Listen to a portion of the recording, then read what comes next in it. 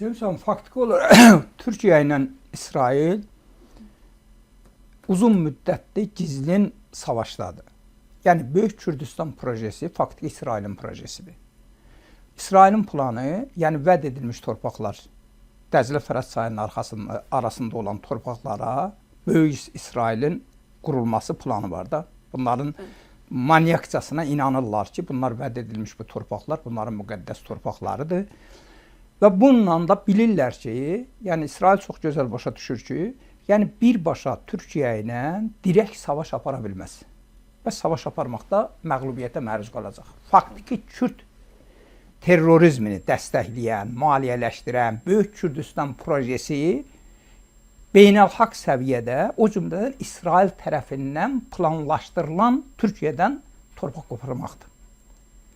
Bu savaş əslində örtülü şəkildə gedir. Təkrar edirəm, Kürd terrorizmi adı altında. İndi siz burada ifadə işlətdiniz ki, Türkmən dağı, Türkmənlər. Sevsan, bu Türkmən deyilənlər kimlərdir? Azərbaycan türküdür. Türkmən, Mosulda, Kərkükdə də, o cümlədə Suriyada olan və təəssüflər olsun ki, onlar şiə məzhəb olduğuna görə bəzən Türkiyə siyasətində yanlış elədi ki, daha çox məzhəbçilik siyasət apardı, milli siyasət aparmadı. Ona görə onlar sahibsiz qaldı. Yəni, sahib çıxılmadı.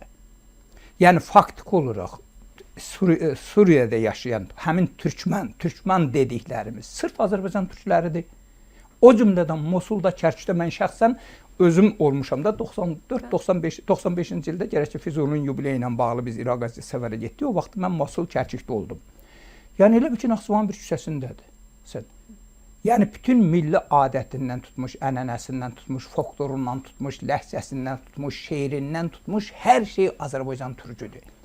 Yəni, biz zamanında sahib çıxa bilmədik. Çox təəssüflər olsun ki, Türkiyədə vaxtında nə Suriyada yaşayan türklərə sahib çıxmadı, nə İraqda yaşayan türklərə sahib çıxmadı.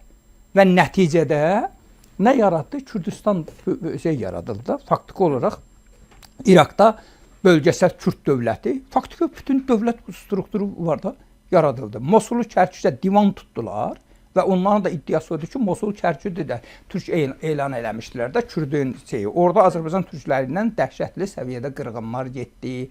Oranın zamanında, Səddam zamanında Azərbaycan türklərinə, orada həmin Türkmən dediyimiz, Mosulda adamlara nə işgəncələr verilibdi, maşınlara bağlanılıb, paramparça edilibdi və nə Azərbaycan, təbii ki, onda Azərbaycan biz müstəmləkə altında özümüz olan xalq idik. Bir tərəfdə İran idi, bir tərəfdə tutaq ki, Türkiyə sahib çıxa bilərdi. Yəni, İran-Fars rejimi də faktiki olaraq Azərbaycan türkündən həmişə bir qurban kimi istifadə edibdi. İstər İran müharibəsində də bizdən daha çox istifadə ediblər. Yəni, istifadə eləyəndə də, yəni ora dəstək olmaq, dayaq olmaq, onları xilas eləmək yox, onlardan öz məqsədinə uyğun olaraq bir alət kimi istifadə edib bu məzhəbçilik məsələsindən.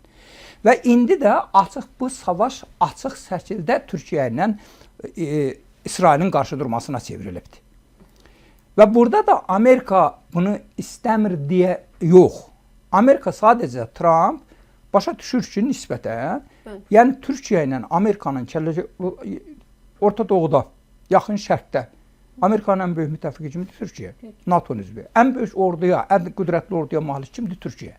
Yəni bunlar faktiki olaraq Amerika dəstəklədi də həmin PPK-nı kim silahlandırdı? Bugün Eynil Ərəbdə, Qamışlıda, yəni o Kürd terrorizmi, Kürd dövlətinin qarşısında tək başına mı dayanıbdır? Həmin İsrailin dəstəyi ilə, İranın dəstəyi ilə, Amerikanın dəstəyi ilə, Rusiyanın dəstəyi ilə təəssüflər olsun ki, yəni ən qatı səviyyədə düşmənlər belə, məsələn, Amerika ilə Rusiya bütün nöqtələrdə tutaq ki, toqquşur. İranla Rusiya, Amerika tutaq ki, özləri bir-birinin düşmən elan ediblər və yaxud da İsraillə. Ancaq bunlar Türk məsələsinə gələndə ortaq nöqtədə birləşiblər.